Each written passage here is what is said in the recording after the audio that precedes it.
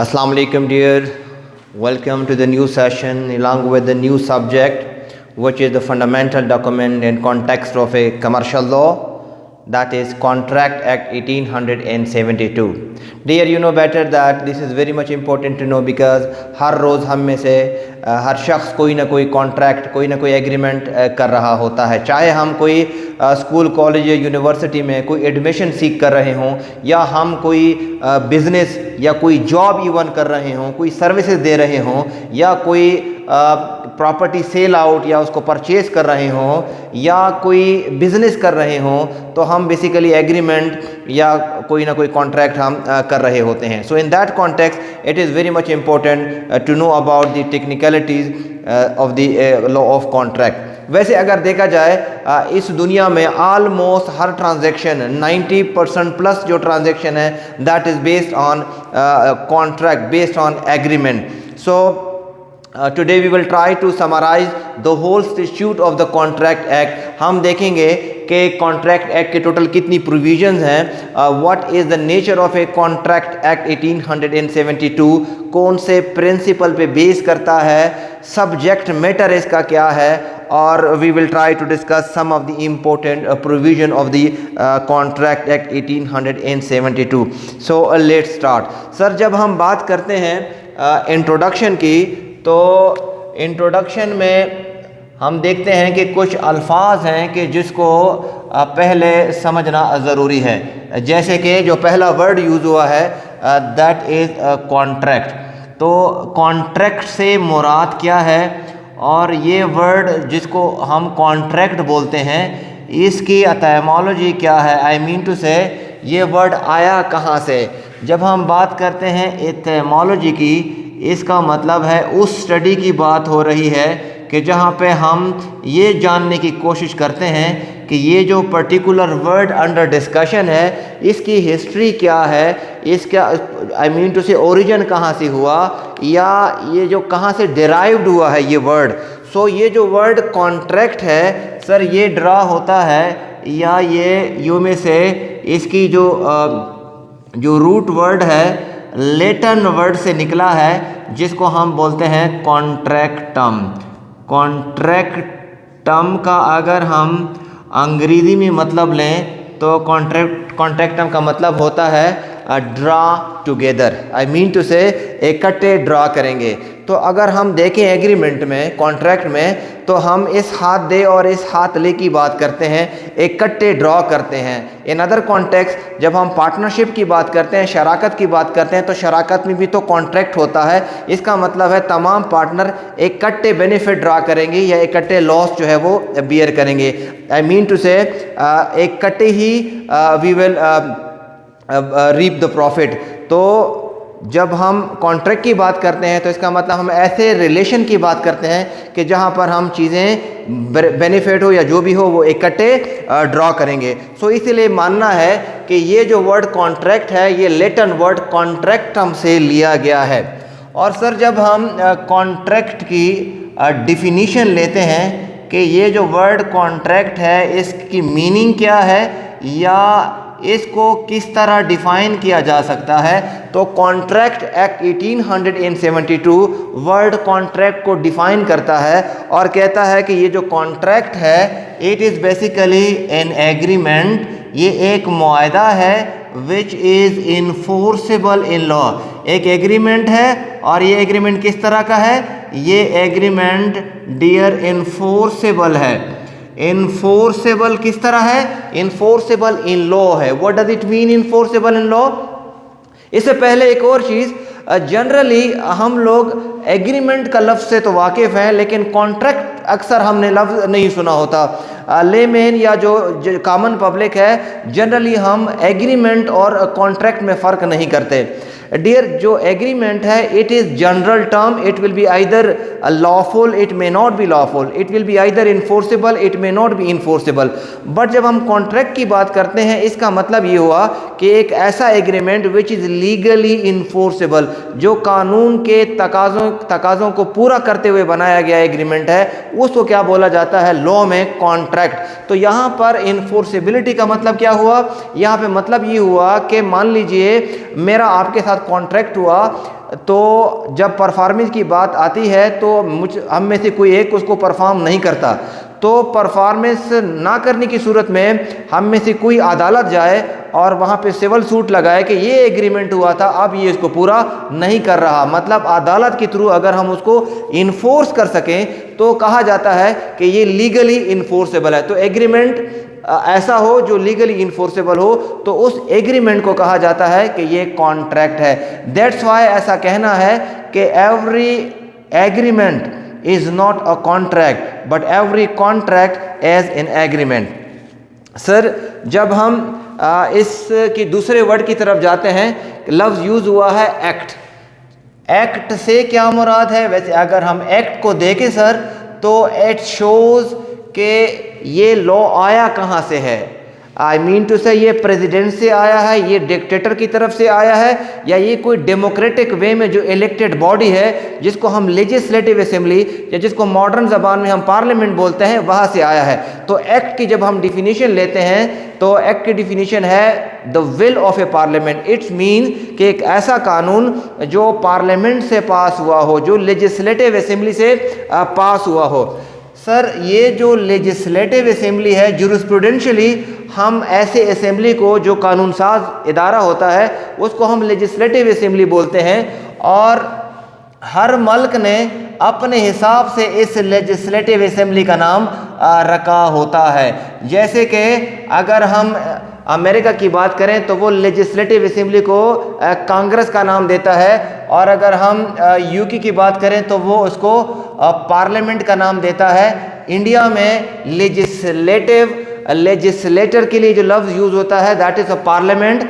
लेकिन जब हम पाकिस्तान की बात करते हैं तो पाकिस्तान ने नाम रखा हुआ है मजलिस शुरा पार्लियामेंट। चूँकि इस्लामिक टच है तो मजलिस शुरा, और जो पार्लियामेंट है द मॉडर्न कॉन्सेप्ट है, तो this is the combination of both, so that's why Majlis Shura parliament. अब सवाल ये पैदा होता है कि ये जो कॉन्ट्रैक्ट एक्ट है 1872 ये कौन से पार्लियामेंट ने दिया है? उस वक़्त चूँकि 1872 में ब्रिटिश राज था, ब्रिटिश राज को देखा जाए 1861 से लेकर 1947 तक रहा। पाकिस्तान इन इंडिया दोनों ताज बरतानिया के ज़ेर तसल्लुत रहे। तो ये जो पर्टिकुलर कानून है इसके बारे में मिसकंसेप्शन कि शायद ये ब्रिटिश पार्लियामेंट ने पास किया हो, जो कि सही नहीं। अगर देखा जाए तो इस टेन्योर में इंपीरियल लेजिस्लेटिव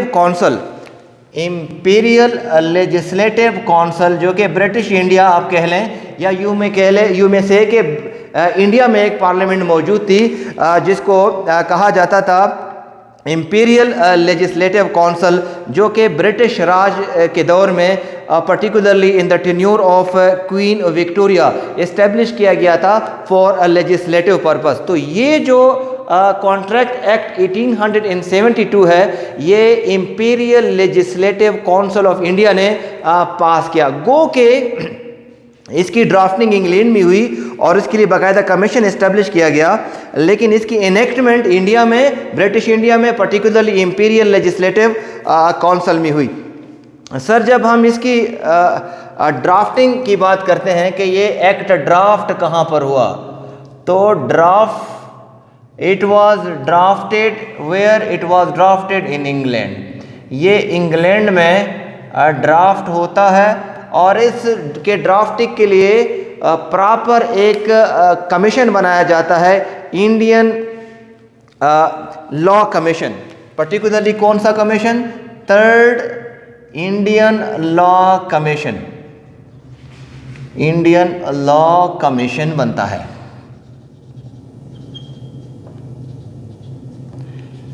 ये जो थर्ड इंडियन लॉ कमीशन है 1861 में ऑलमोस्ट ये ड्राफ्ट करता है ये कानून, जिसको हम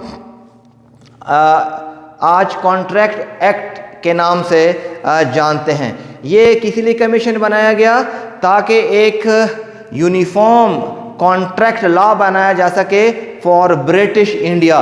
फाइनली इन्होंने 1861 में ये ड्राफ्ट किया, और जब हम इसकी इनेक्टमेंट की बात करते हैं तो ये एनेक्टमेंट कब होती है? इसकी एनेक्टमेंट से मुराद ये कि ये कानून कब पास हुआ या किसने पास किया। तो पास किसने किया? इंपीरियल लेजिस्लेटिव काउंसिल ने इसको पास किया। और कब पास किया? पर्टिकुलरली जो डेट है दैट इज 25 अप्रैल 1872। तो 25 अप्रैल को अगर देखा जाए 25 अप्रैल और 1872 इसकी इनेक्टमेंट हुई। दैट्स वाई ये जो लफ्ज़ यहाँ पे लिखा हुआ है 1872, it is the date of birth of this legislative piece. जो कॉन्ट्रैक्ट एक्ट है 1872 को ये एनेक्ट होता है। और सर जब हम इसकी कमेंसमेंट की बात करते हैं कि ये जो एक्ट है ये कब स्टार्ट हुआ, आई मीन टू से कब लागू हुआ, कमेंसमेंट के हवाले से देखा जाए तो 1 सितंबर 1872, 1 सितंबर एंड 1872 को ये नाफिज होता है। तो देखा जाए डेट ऑफ इसकी इनेक्टमेंट 25 अप्रैल है और इसका जो ऑपरेशन है ये 1 सितंबर से है। तो बाय नेचर इसकी जो ऑपरेशन है ये प्रोस्पेक्टिव है, प्रोस्पेक्टिव इफेक्ट। प्रोस्पेक्टिव इफेक्ट का मतलब क्या है? एक ऐसा कानून कि जिसको फ्यूचर के लिए बनाया जाए। कानून को देखा जाए तो मुख्तलिफ तरीक़ों से इसकी कमेंसमेंट की जाती है, यानी कि retrospective effect, I mean to say कानून आज बना और माजी से इसको लागू कर दिया गया। Second one immediate effect, I mean to say आज बना तो आज से ही इसकी इन्फोर्समेंट हो गई। In the third one is prospective effect, आज बना तो कल से, परसों तरसों या महीने बाद से इसका इतलाक होता है। तो जनरली जो लॉज होते हैं वो प्रोस्पेक्टिव इफेक्ट से स्टार्ट होते हैं, आई मीन टू से फ्यूचर से इसका इतलाक होता है। इसका मतलब ये हुआ पुराने एग्रीमेंट के ऊपर इसका इतलाक नहीं है। तो ये जो कॉन्ट्रैक्ट है, जो इसकी कमेंसमेंट है, बाय नेचर प्रोस्पेक्टिव इफेक्ट है, फ्यूचर से इसको लागू किया गया। सर जब हम इसकी डिस्क्रिप्शन में जाते हैं कि इसके टोटल कितनी प्रोविजंस हैं, इन अदर वर्ड कितने चैप्टर हैं, तो पता चलता है कि ये डोमेस्टिक लॉ है। और यहाँ पे वर्ड क्या यूज़ हुआ है? वर्ड यूज़ हुआ है सेक्शन।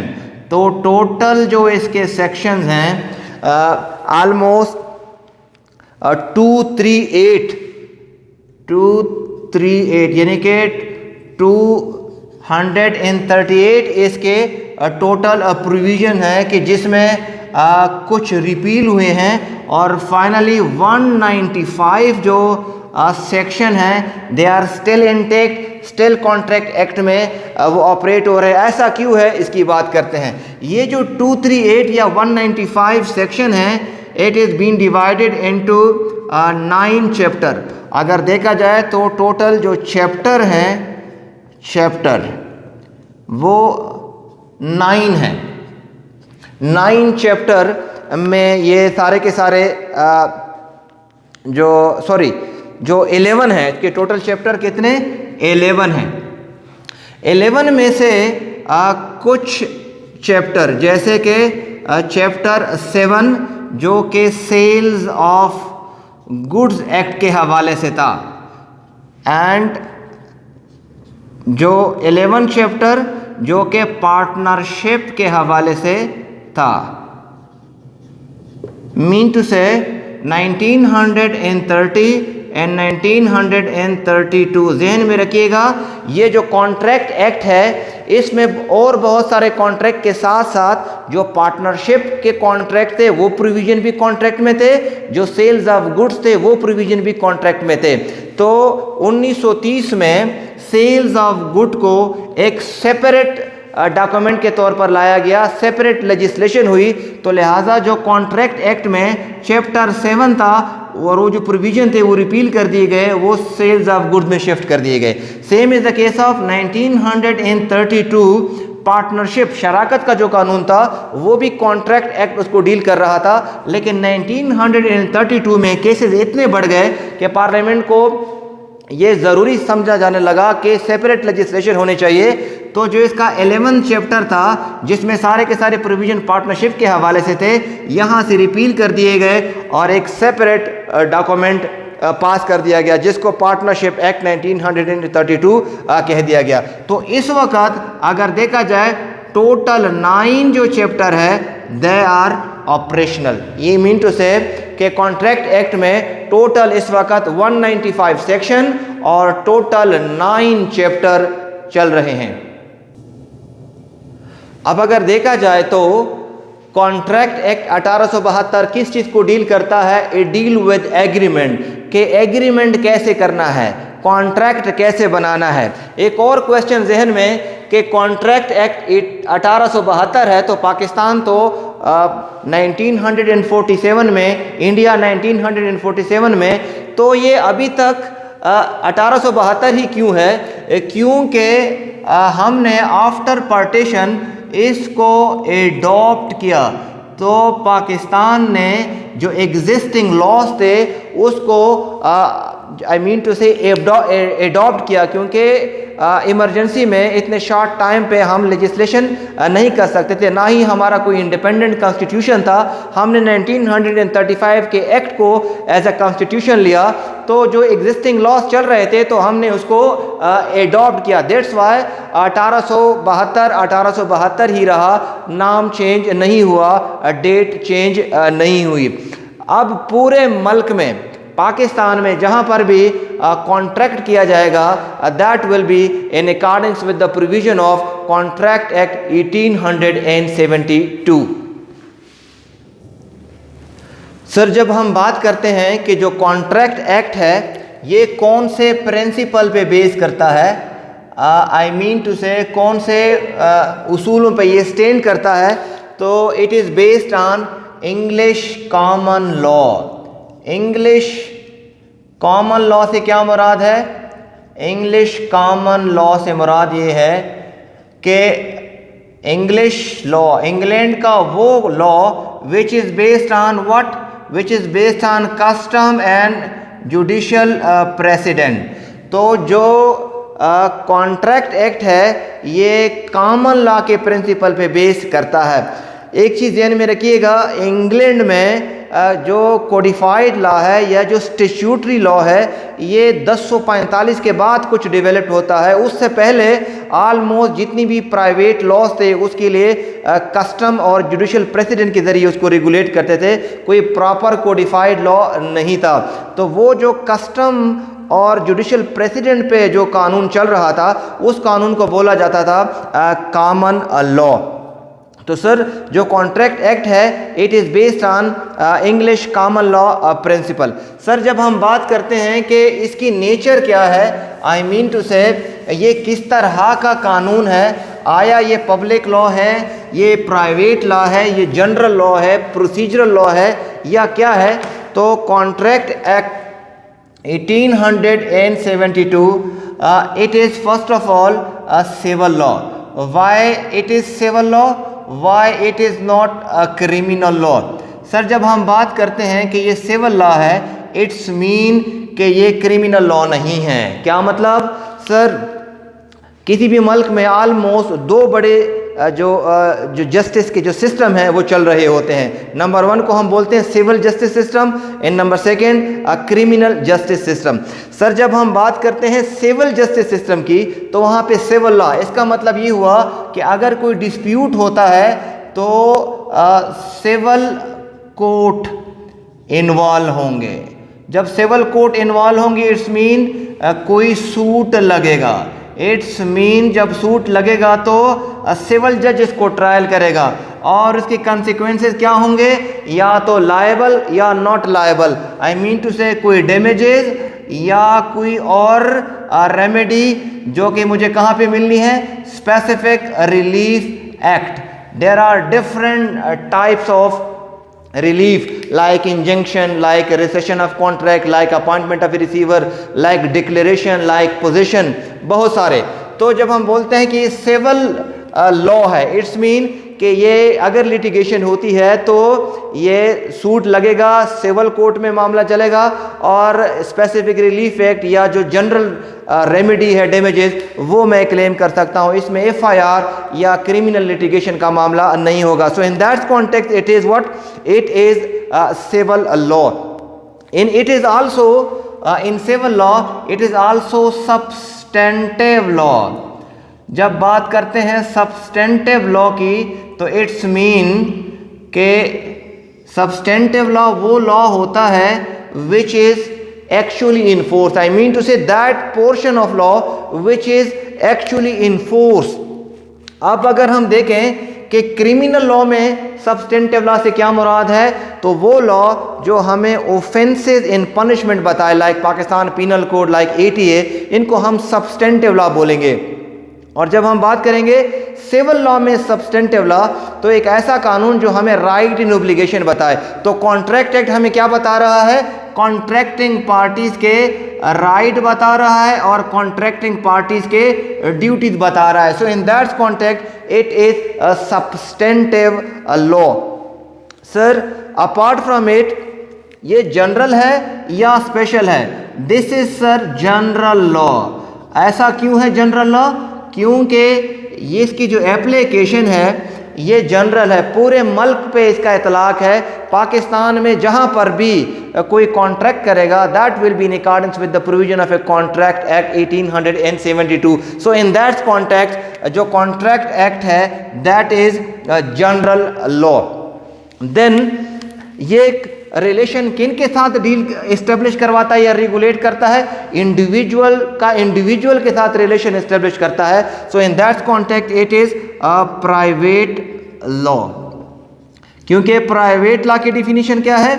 एक ऐसा कानून जो इंडिविजुअल के साथ रिलेशन इस्टेब्लिश करे।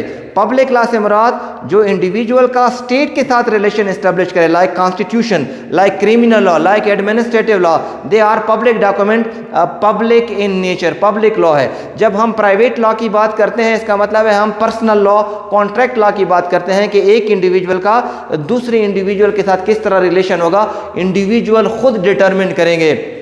सो in that context contract law private law की एक किस्म है। सर जिस तरह यू नो कि there are different types of law, कोई फैमिली लॉज हैं, कोई कमर्शियल लॉज हैं, कोई सिविल लॉज हैं, तो ये सिविल लॉज में कौन सा लॉज हैं? बेसिकली ये बिजनेस लॉ है। कमर्शियल लॉ का पहला स्टेप, बिजनेस कहाँ से स्टार्ट होता है? From contract. जब हम कहीं एग्रीमेंट कर लेते हैं, कोई कॉन्ट्रैक्ट कर लेते हैं, तो बेसिकली हम क्या कर रहे होते हैं? हम बिजनेस स्टार्ट कर रहे होते हैं। सो इन दैट कॉन्ट्रैक्ट जो कॉन्ट्रैक्ट एक्ट है that is I mean to say the first step toward a business. तो ये बिजनेस लॉ का पार्ट एंड पार्सल है। वापस आते हैं sir, contract act civil law है, सिविल लॉ में सब्सटेंटिव लॉ है, ये substantive law of civil law में कॉन्ट्रैक्ट का जनरल लॉ है, प्राइवेट लॉ है, और ये कौन सी टाइप में फॉल करता है? ये बिजनेस लॉ में फॉल करता है।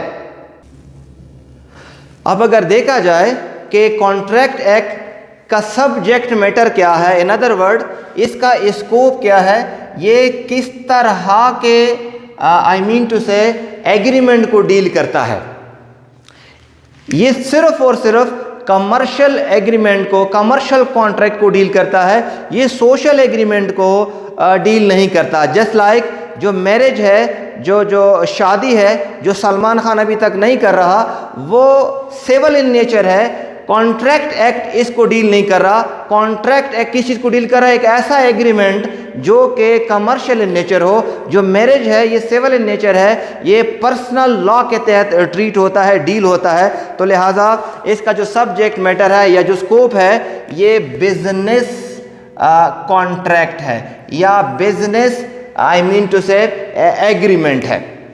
कॉन्ट्रैक्ट लॉ का सब्जेक्ट मैटर सिर्फ और सिर्फ कमर्शियल इन नेचर के जो कॉन्ट्रैक्ट होंगे। सर जब हम बात करते हैं कि कॉन्ट्रैक्ट लॉ कि कौन कौन से इम्पोर्टेंट प्रोविजंस हैं या ये कौन सी चीज़ों को रेगुलेट करता है। तो प्रोविज़न की तरफ चलते हैं। प्रोविज़न में सर सबसे पहले तो अगर देखें, कॉन्ट्रैक्ट एक्ट कुछ इम्पोर्टेंट की वर्ड्स हमें बताता है। आई मीन टू से कुछ टेक्निकल वर्ड यूज़ हुए हैं, कुछ डिफिनीशंस हमें बताता है, कुछ की वर्ड्स की इंटरप्रिटेशन करता है। फॉर एग्जाम्पल कौन से की वर्ड्स की? नंबर 1 ये कहता है एक ऐसा agreement which is enforceable in law that is contract. तो कॉन्ट्रैक्ट की क्या डिफिनीशन कर रहा है? कहता है ये वर्ड कॉन्ट्रैक्ट जब यूज़ होगा तो इसका मतलब ये होगा in agreement enforceable in law. तो कहा कि एक ऐसा agreement which is not enforceable in law, उसको क्या कहेंगे? उसको हम बोलेंगे वॉइडेबल एग्रीमेंट। वॉइडेबल एग्रीमेंट की भी क्या डिफिनीशन हो गई? कहता है agreement which is not enforceable is called void agreement की जब हम बात करेंगे तो वॉइड एग्रीमेंट, एक ऐसा agreement which is not enforceable, उसको क्या बोलेंगे? Void agreement. और the agreement which is enforceable हम बोलेंगे ये कॉन्ट्रैक्ट है। एग्रीमेंट से क्या मुराद है? एग्रीमेंट को भी ये डिफाइन करता है। एग्रीमेंट के बारे में ये कहता है a promise or set of promises forming consideration for each other. भले एक प्रॉमिस हो, एक वादा हो या एक से ज़्यादा वादे हों, लेकिन उसमें कोई लेन देन इन्वॉल्व हो, कोई कमर्शियल ट्रांजैक्शन हो, तो ऐसे एग्रीमेंट को, ऐसे प्रॉमिस को क्या कहा जाएगा? ये एग्रीमेंट है। फिर साथ में ये भी कह दिया कि जो कंसिडरेशन है वो क्या चीज़ होगी? कंसिडरेशन से मुराद ये है कि समथिंग इन रिटर्न, किस चीज़ के एवज ये प्रॉपर्टी बेची जा रही है, उस एवज को, उस कीमत को, उस सर्विसेज को कंसिडरेशन कहा जाता है, समथिंग इन रिटर्न। इवन ये बात करता है कि अगर कोई कॉन्ट्रैक्ट एक मर्तबा हो जाए लेकिन बाद में कानून की चेंज होने की वजह से या because of any other reason वो इन्फोर्स ना हो सके, तो ऐसे कॉन्ट्रैक्ट को क्या बोला जाएगा? Void contract. इवन सर ये भी बताता है कि कोई ऐसा भी एग्रीमेंट है जिसको हम वॉइडेबल कॉन्ट्रैक्ट कहते हैं। वॉइडेबल कॉन्ट्रैक्ट से मुराद ये है एक ऐसा एग्रीमेंट जिसमें पार्टी का कॉन्सेंट फ्री नहीं है, ज़बरदस्ती कॉन्सेंट लिया गया है या फ्रॉड किया गया है। तो एक ऐसा agreement which is enforceable it the option of one party but not it the option of other party, ऐसे एग्रीमेंट को बोला जाता है void contract. Sir apart from it ये हमें बताता है कि कम्युनिकेशन कब कंप्लीट होती है, कम्युनिकेशन कब कंप्लीट होती है, कि प्रपोजल की कम्युनिकेशन कब कंप्लीट होती है और एक्सेप्टेंस की कम्युनिकेशन कब कंप्लीट होती है। इवन सर ये हमें बताता है कि जो प्रपोजल है या जो ऑफ़र है इससे क्या मुराद है। कहता है जब कोई शख्स किसी दूसरे शख्स को अपनी इंटेंशन कन्वे करता है कि ये मारकर बराए फ़रोख्त है 10,000 रुपये में फॉर एग्ज़ाम्पल, तो ये बेसिकली क्या हो गया? ये एक तरह का प्रपोजल हो गया। सर ये जो कॉन्ट्रैक्ट एक्ट है ये इन डिफिनीशन के अलावा हमें फॉर्मेशन ऑफ कॉन्ट्रैक्ट भी बताता है कि कॉन्ट्रैक्ट किस तरह फॉर्म होता है। फॉर्मेशन ऑफ ए कॉन्ट्रैक्ट ये कहता है कि कॉन्ट्रैक्ट स्टार्ट कहाँ से होता है सर? कॉन्ट्रैक्ट स्टार्ट होता है ऑफ़र से। अब ऑफ़र को हमारा जो कॉन्ट्रैक्ट एक्ट है 1872 ये इसको लफ्ज़ देता है प्रोपोज़ल। और ये जो प्रोपोज़ल बनाने वाला है उसको क्या कहा जाएगा? प्रोपोज़र, प्रोपोज़र। अगर हम इसको ऑफ़र कहें तो फिर ऑफरर हो जाएगा। मान लीजिए मिस्टर ए एक शख्स है जो अपनी कोई गाड़ी, अपनी कोई प्राडो या अपना कोई बेंगलो बेचना चाहता है, तो ये जो दूसरे शख्स को कुछ कम्युनिकेट करेगा, अपनी इंटेंशन बताएगा 10 लाख रुपए में मैं बेचना चाह रहा हूँ, तो ये इसने क्या बनाया? ऑफ़र एक प्रोपोज़ल लेगा। कहता है ये जब ऑफ़र किस शख्स को दी जाए, फॉर एग्जांपल किसी शख्स को कन्वे किया जा रहा है और वो है मिस्टर बी, तो बी क्या देगा इसको, बी इसको अगर चाहे तो एक्सेप्टेंस देता है, कबूल करता है इसकी ऑफर को। तो एक प्रपोजल फिर उसकी एक्सेप्टेंस। प्रपोजल बनाने वाला कौन, प्रोपोजर, जिसको प्रपोजल बनाई गई मिस्टर बी वो कौन है, वो उसको हम बोलेंगे प्रोपोजी। लेकिन सर जब ये एक्सेप्टेंस दे दे कि हाँ आपकी जो बेंगलो है वो मैं ख़रीदना चाहता हूँ, तो ये क्या हो गई, एक्सेप्टेंस। अब एक्सेप्टेंस के बाद ये जो प्रोपोजर था ये बन जाएगा प्रोमेजर, और ये जो प्रोपोजी था ये बन जाएगा प्रोमेजी। कॉन्ट्रैक्ट एक्ट बोलता है कि ये जो प्रपोजल है जो मिस्टर ए ने बनाई, इट मस्ट बी क्लियर, इसमें कोई एम्बिग्विटी नहीं होनी चाहिए, इट मस्ट बी डेफिनेट। और ये एक्सेप्टेंस को किस तरह देना चाहिए, एक्सेप्टेंस को अनकंडीशनल, कोई क्रॉस ऑफर ये नहीं करेगा। There are different type of proposal, express proposal भी हो सकता है, इम्प्लाइड प्रपोजल भी हो सकता है। जब हम बात करेंगे काइंड ऑफ प्रपोजल की, तो एक्सप्रेस भी हो सकता है।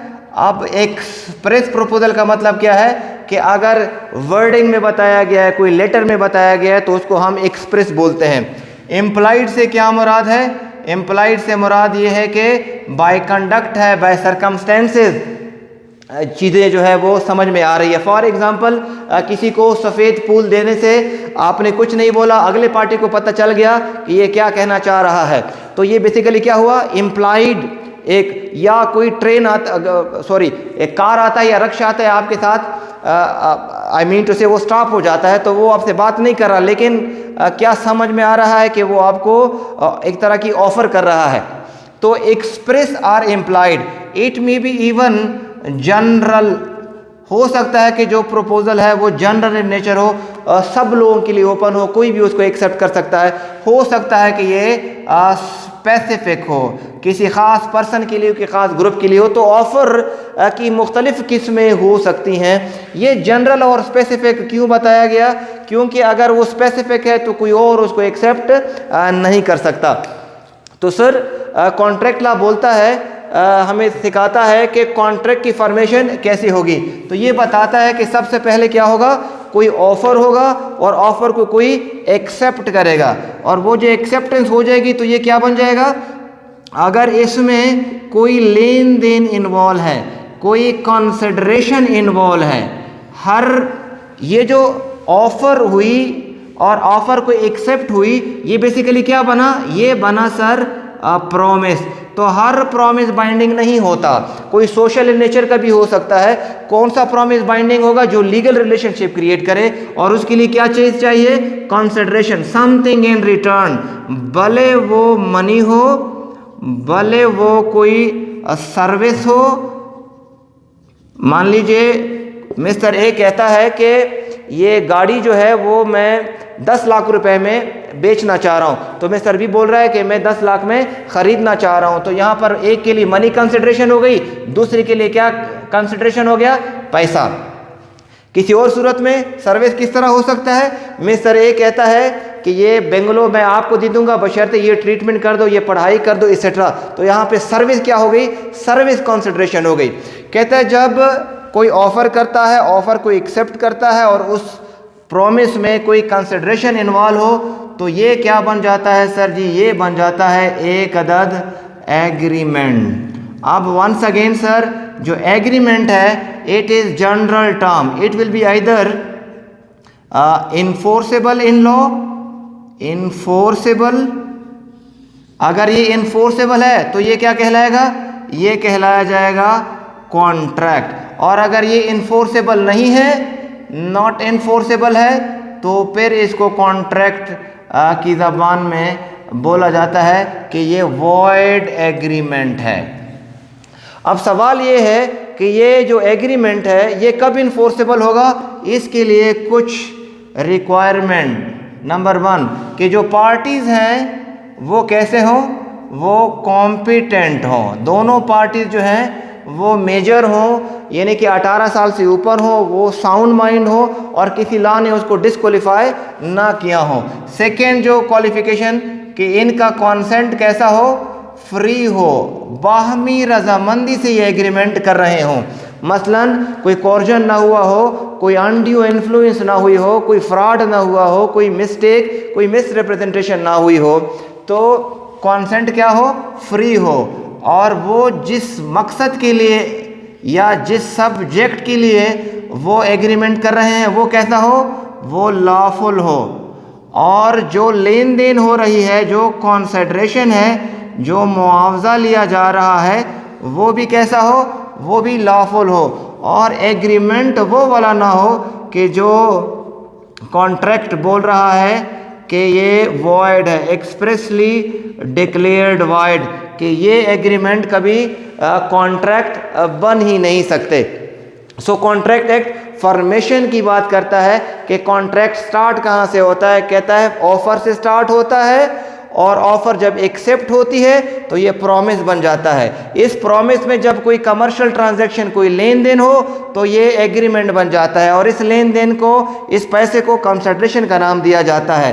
तो जब कंसिडरेशन इन्वॉल्व हो तो ये एग्रीमेंट बन जाता है। एग्रीमेंट एक जनरल टर्म है, it will be either enforceable in law, it will be either not enforceable in law. अगर ये कानून में इन्फोर्सेबल नहीं है तो इसको वॉइड कहा जाता है, वॉइड एग्रीमेंट, और अगर ये इन्फोर्सेबल हो तो कानून में उसको कॉन्ट्रैक्ट कहा जाता है। अब सवाल ये कब इन्फोर्सेबल होगा, कब ये कॉन्ट्रैक्ट होगा, जब पार्टीज कॉम्पिटेंट होगी, जब कॉन्सेंट फ्री होगा, जब ऑब्जेक्ट एंड कंसिडरेशन लॉफुल होगा, जब इन एग्रीमेंट में से ना हो कि जिसको कॉन्ट्रैक्ट एक्ट बोल रहा है कि ये एक्सप्रेसली वॉइड है, जैसे जुए का एग्रीमेंट, जैसे चांद से तारे लाने का जो कि इम्पॉसिबल है, तो ये जैसे कि माइनर की किसी को शादी से रोकना, किसी को ट्रेड से रोकना, ये सारे के सारे एग्रीमेंट एक्सप्रेसली डिक्लेयर्ड वॉइड है। फिर लिखा हुआ है कि जहाँ पर किसी कॉन्ट्रैक्ट के बारे में लिखा हुआ है कि it must be in writing, it must be registered, तो फिर उसकी रजिस्ट्रेशन भी फ़र्ज हो जाएगी,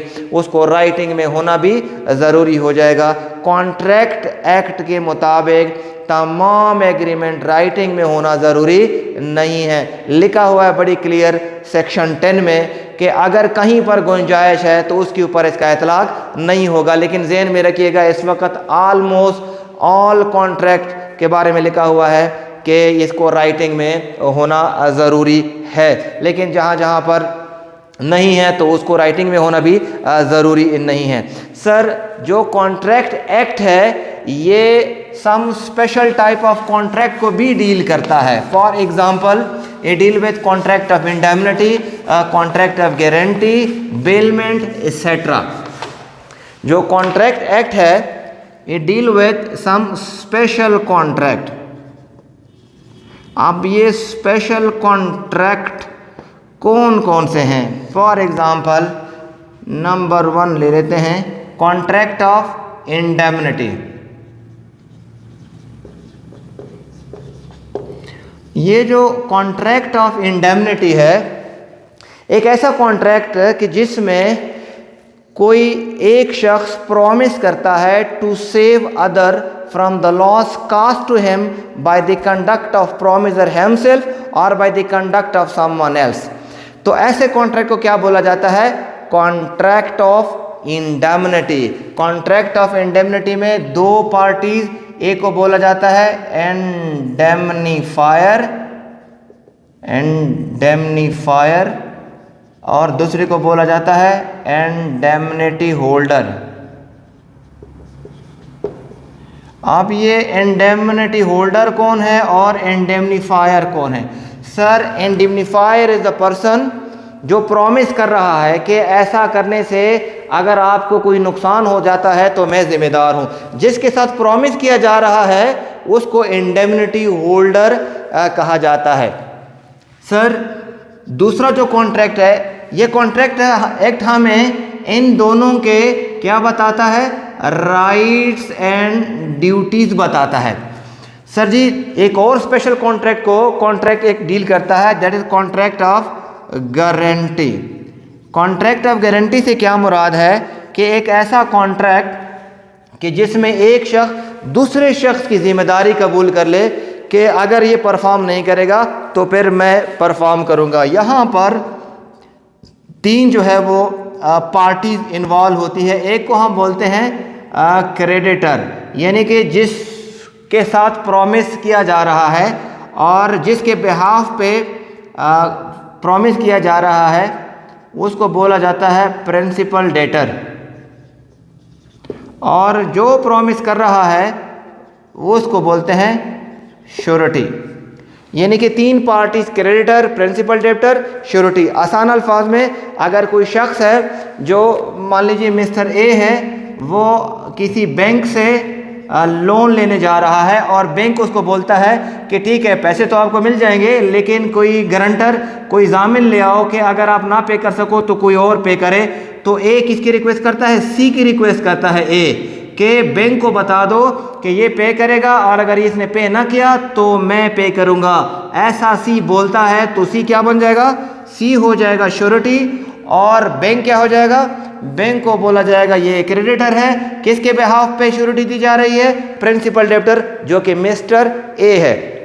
सर कॉन्ट्रैक्ट एक्ट हमें बताता है कि क्रेडिटर के क्या राइट एंड ड्यूटीज होते हैं, प्रिंसिपल के, और श्योरिटी की क्या लायबिलिटी होती है। सर जो कॉन्ट्रैक्ट एक्ट है it's also deal with contingent contract. Contingent contract का मतलब क्या है? एक ऐसा कॉन्ट्रैक्ट कि जिसकी परफॉर्मेंस किसी इवेंट के साथ अटैच है, which is collateral to any other event attach with, कि अगर ऐसा हो गया तो फिर इसकी परफॉर्मेंस होगी। फॉर एग्जांपल जो कॉन्ट्रैक्ट ऑफ गारंटी है ये बाय नेचर क्या है? कॉन्टेंजेंट कॉन्ट्रैक्ट है कि इसकी परफॉर्मेंस कब होगी, श्योरिटी कब जिम्मेदार होगा कि जब ए पे नहीं करेगा तब सी यानी कि श्योरिटी पे करेगा। तो इसका मतलब ये हो गया कॉन्ट्रैक्ट ऑफ गारंटी और कॉन्ट्रैक्ट ऑफ इंडेमनिटी की जो नेचर है that is contingent in nature. Same is the case of insurance contract कि जब हम घर की फायर इंश्योरेंस करते हैं या किसी और चीज़ की इंश्योरेंस करते हैं तो वो बाय नेचर किस तरह का कॉन्ट्रैक्ट है? कॉन्टेंजेंट कॉन्ट्रैक्ट है, क्योंकि कब इन्फोर्स होगा कि जब उस तरह होगा तब जाके इन्फोर्स होगा। सर ये क्वेज़ाई कॉन्ट्रैक्ट को भी डील करता है। क्वेज़ाई कॉन्ट्रैक्ट से क्या मुराद है? एक ऐसा contract which is not a contract at all, लेकिन कॉन्ट्रैक्ट की तरह है। जो वर्ड क्वेज़ाई है इसका अंग्रेजी में मतलब है नॉट एग्जैक्टली। तो इसका मतलब ये हुआ कि ये कॉन्ट्रैक्ट हुबहू कॉन्ट्रैक्ट नहीं है, लेकिन कुछ रिलेशन ऐसे हैं कि जिसको कॉन्ट्रैक्ट की तरह ट्रीट किया जाएगा। तो ये उन रिलेशन को भी डील करता है कॉन्ट्रैक्ट में कि जो बेसिकली कॉन्ट्रैक्ट नहीं है, क्योंकि कॉन्ट्रैक्ट में क्या चीज़ एसेंशियल है? Offer, acceptance, consideration etcetera. तो बाज़ औक़ात इस तरह के रिलेशन जिसमें कोई ना ऑफर होता है ना एक्सेप्टेंस होती है फिर भी उसको कॉन्ट्रैक्ट माना जाता है। फॉर एग्ज़ाम्पल कोई शख्स है वो किसी मकान में रह रहा है और कुछ दिनों के बाद कोई वापडा वाले आ जाते हैं या इवन गैस वाले आ जाते हैं और वो मीटर लेके जा रहे होते हैं। क्यों लेके जा रहे होते हैं? क्योंकि बिल जमा नहीं होता। बिल किसने जमा करना था? फॉर एग्जांपल मालिक मकान ने। अब मालिक मकान से किराएदार इस वक्त बात नहीं कर सकता, वो कहीं दूर है। अब अगर ये मालिक मकान के बिहाफ पे ये किराएदार पे करता है, राइट, तो कह रहा है कि ये किराएदार मालिक मकान से ऐसे रिकवर कर सकता है जैसे इनके साथ कॉन्ट्रैक्ट हुआ था। तो कुछ और भी इस तरह की ट्रांजैक्शन है कि जिसको क्वेज़ाई कॉन्ट्रैक्ट का नाम दिया जाता है। तो क्वेज़ाई कॉन्ट्रैक्ट में भी राइट एंड ड्यूटीज़ की बात की जाती है। अपार्ट फ्रॉम इट सर ये बेलमेंट की बात करता है, contract of bailment. Contract of bailment से क्या मुराद है कि जब कोई एक शख्स दूसरे शख्स के पास कोई प्रॉपर्टी रखता है, चाहे अमानतन रखता है, चाहे मेंटेनेंस के लिए रखता है, चाहे रिपेयर के लिए रखता है, तो वो जो प्रॉपर्टी हैंड ओवर कर रहा है इस ट्रांजैक्शन को कॉन्ट्रैक्ट लॉ बोलता है कि ये बेलमेंट है। Because bailment is what? Bailment is one sort of delivery of goods from one person to another for a specific purpose upon a contract कि when the purpose is accomplished the same shall be returned or otherwise disposed of। Example ले लेते हैं, जब हम Taylor को कपड़े देते हैं सीने के लिए तो किस गरज से देते हैं कि जब ये सी ले जाएं तो मुझे वापस करने हैं। तो ये ट्रांजैक्शन बेसिकली क्या है? बेलमेंट है। या अगर हम मैकेनिक को कोई गाड़ी देते हैं ठीक करने के लिए तो वो भी हम एक बेलमेंट ही कर रहे हैं। तो कॉन्ट्रैक्ट ऑफ बेलमेंट में दो पार्टीज, एक को बोला जाता है बेलर और दूसरे को बोला जाता है बेली। बेलर कौन होगा और बेली कौन होगा? The person who deliver the good is known is bailor, to whom it is been deliver उसको कहा जाएगा बेली। तो कॉन्ट्रैक्ट एक्ट हमें ये भी बताता है कि बेलर की क्या ड्यूटीज हैं और बेलर की रिस्पॉन्सिबिलिटी क्या है और उसके राइट्स क्या हैं। Sir it also deal with contract of pledge. ये कॉन्ट्रैक्ट ऑफ प्लेज को भी डील करता है, स्पेसिफिक टाइप ऑफ कॉन्ट्रैक्ट जिसको प्लेज कहा जाता है। बेसिकली प्लेज कोई और चीज नहीं है, this is basically one sort of bailment, लेकिन एक ऐसा बेलमेंट जिसमें से हम कोई प्रॉपर्टी दूसरे के पास रखें इस गरज से कि कोई ट्रांजैक्शन मैं रिटर्न करूंगा for the security of any other transaction, तो ऐसे बेलमेंट को कहा जाएगा ये प्लेज है। आई मीन टू से बेलमेंट बेसिकली क्या है? बेलमेंट किसी मूवेबल प्रॉपर्टी को दूसरे बंदे के पास रखना, भले अमानतन हो, भले उसकी यूज के लिए हो, भले मेंटेनेंस के लिए हो, एसेट्रा। अगर इस बेलमेंट का मकसद है to secure in other transaction, this bailment is known as pledge. तो यहाँ पर प्लेजर और प्लीजी इनके राइट इन ड्यूटीज हमें कॉन्ट्रैक्ट लॉ बताता है कि प्लेजर के क्या राइट्स होंगे और प्लीजी की क्या ड्यूटीज होंगी, एसेट्रा। सर ये deal with contract of agency, ये कॉन्ट्रैक्ट ऑफ एजेंसी को भी डील करता है। आई मीन टू से कि अगर कोई प्रिंसिपल अपने बिहाफ पे कोई रिप्रेजेंटेटिव अपॉइंट करना चाहता है जिसको एजेंट बोलेंगे, तो the relation of principal with agent कैसे रेगुलेट होगा, इस कॉन्ट्रैक्ट को बोला जाता है कॉन्ट्रैक्ट ऑफ एजेंसी। प्रिंसिपल के क्या राइट्स होंगे और ड्यूटीज होंगे, एजेंट के क्या राइट्स होंगे और क्या ड्यूटीज होंगे, इस तरह कॉन्ट्रैक्ट को बोला जाता है कॉन्ट्रैक्ट ऑफ एजेंसी। तो सर कॉन्ट्रैक्ट एक्ट 1872 किस तरह के कॉन्ट्रैक्ट को डील करता है? जो स्पेशल नेचर कॉन्ट्रैक्ट है जो अभी तक कॉन्ट्रैक्ट में मौजूद हैं, contract of indemnity, contract of guarantee, contingent contract, quasi contract, contract of bailment, contract of pledge और कॉन्ट्रैक्ट ऑफ एजेंसी।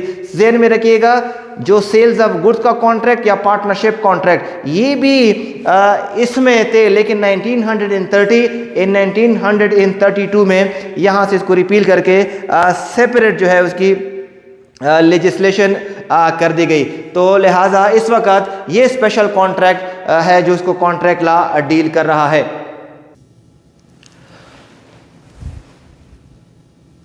और सर जब हम देखें कि कॉन्ट्रैक्ट एक्ट इनके अलावा किस चीज़ को डील कर रहा है, so sir contract act also deal with performance. Is you know that ultimate object of every contract is performance. Contract act performance को भी डील करता है और परफॉर्मेंस से मुराद क्या है कि वो जो कॉन्ट्रैक्ट है उसको कौन परफॉर्म करेगा, किसकी पहली ड्यूटी होगी परफॉर्मेंस की। ज़हन में रखिएगा ultimate object of every contract is what? Performance. और ये कौन से प्रिंसिपल पे बेस करता है? पैक्टा सेंट सर्वेंडा। ये जो प्रिंसिपल है जिसके ऊपर ये बेस करता है पैक्टा सेंट सर्वेंडा का मतलब क्या हुआ कि all pact must be kept, all pact must be kept का मतलब क्या हुआ? तमाम वादे पूरे करो। क्योंकि कोई पाबंदी तो नहीं थी आप पे कॉन्ट्रैक्ट करने की, ज़बरदस्ती तो नहीं थी, आपने खुद से कॉन्ट्रैक्ट किया है, अपने मर्जी से किया है, अपने फ्री कंसेंट से किया है। So now it is your moral duty to perform it. लेकिन इस वक्त 1872 के बाद अब लीगल रिस्पॉन्सिबिलिटी भी है कि आपने परफॉर्म करना है, अदरवाइज अगर आपने परफॉर्म नहीं किया तो डैमेजेस क्लेम किए जा सकते हैं। कॉन्ट्रैक्ट एक्ट बोलता है कि परफॉर्मेंस कौन करेगा, तो बताता है कि अगर कोई ऐसा कॉन्ट्रैक्ट है कि जिसमें कोई स्पेसिफिक स्किल दरकार है, तो कह रहा है कि कौन परफॉर्म करेगा? It must be perform by the person who having the same skill. अगर कोई स्पेसिफिक पर्सनल स्किल दरकार नहीं है तो it may be perform by any person having a common skill of the same. Like अगर आपका contract होता है फॉर एग्जांपल एक सिंगर के साथ, जिसके साथ आपने इस वजह से कॉन्ट्रैक्ट किया है कि उसकी वॉइस बहुत अच्छी है, तो उसने खुद आके गाना है। अब वो किसी चिंग चूचा को नहीं भिजवा सकता, वो रिप्लेसमेंट नहीं भिजवा सकता, क्योंकि पर्सनल स्किल दरकार है।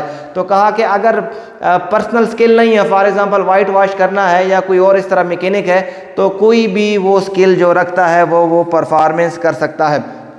कहा कि परफॉर्मेंस कब करनी है? बाज़ औक़ात कॉन्ट्रैक्ट लॉ बोलता है कि time, if time is the essence of the contract. कब होगा? If time is the essence of contract का मतलब क्या है कि अगर एक ख़ास टाइम के बाद आप उस कॉन्ट्रैक्ट को परफॉर्म करो तो वो आपके लिए बेमानी हो जाए, तो इसका मतलब ये हुआ कि वो कॉन्ट्रैक्ट क्या है, वो परफॉर्मेंस आपके लिए, वो कॉन्ट्रैक्ट की परफॉर्मेंस आपके लिए क्या थी? टाइम उसका क्या था? एसेंस था, मीन टू से ज़रूरी था। उसके बाद अगर आप परफॉर्म करोगे तो वो कॉन्ट्रैक्ट उसके लिए यूजलेस हो जाएगा। तो फिर कहा कि उसको इस तरह के कॉन्ट्रैक्ट को उस टाइम से पहले या उस टाइम के ऊपर परफॉर्म करना है। उसके बाद अगर आप परफॉर्म करोगे तो अगली पार्टी आपको रोक सकती है और कॉन्ट्रैक्ट को रिपुडिएट कर सकती है। और कॉन्ट्रैक्ट एक्ट ये भी बताता है कि वो कॉन्ट्रैक्ट जिसमें कुछ चेंजेस आए हुए हैं, इनोवेशन हुई है, रिसेशन हुई है या कैंसलेशन हुई है, अल्ट्रेशन हुई है, वो कॉन्ट्रैक्ट परफॉर्म करने की ज़रूरत नहीं है। सर कॉन्ट्रैक्ट एक्ट ये भी बताता है कि अगर आपने परफॉर्म नहीं किए तो ब्रीच ऑफ कॉन्ट्रैक्ट के कंसिक्वेंसेस क्या हो सकते हैं? ब्रीच ऑफ कॉन्ट्रैक्ट के कंसिक्वेंसेस क्या हो सकते हैं? तो डैमेजेस कह रहा है कि अगर आपने ब्रीच किया तो डैमेजेस अगले पार्टी या कंपनसेशन क्लेम की जा सकती है। आप लायबल होंगे क्योंकि आपने एक कॉन्ट्रैक्ट किया हुआ था, अब उस कॉन्ट्रैक्ट को आप पूरा नहीं कर रहे हो, तो अगले पार्टी ब्रीच ऑफ कॉन्ट्रैक्ट का दावा लगा सकती है और आपसे डैमेजेस आई मीन टू से क्लेम किए जा सकते हैं। सो सर अगर हम देखें कॉन्ट्रैक्ट एक्ट को, तो contract act 1872 it's all about agreement, it's all about contract. ये हमें बताता है कि मुल्क में अगर आपने एग्रीमेंट करनी है तो किस तरह करनी है, हु इज़ एंटाइटल, कितनी एज दरकार है, क्या क्वालिफिकेशन दरकार है, साउंड माइंड से क्या मुराद है, किस तरह के कॉन्ट्रैक्ट किए जा सकते हैं, किस तरह के कॉन्ट्रैक्ट नहीं किए जा सकते, कॉन्ट्रैक्ट की फॉर्मेशन कैसी होगी, और अगर कॉन्ट्रैक्ट ऑफ गारंटी कर लिया तो श्योरिटी की क्या क्या लाइबिलिटी होंगे, क्या क्या कंसिक्वेंसेस मुझे देखने को मिल सकते हैं, अगर कॉन्ट्रैक्ट ऑफ इंडेमनिटी किया तो क्या म्यूज़िक में फेस कर सकता हूँ। Same is the case of other sort of contract. So अब तक के लिए इतना ही। मज़ीद मालूमात के लिए हमारे साथ रहिएगा। द खुदाई पामान।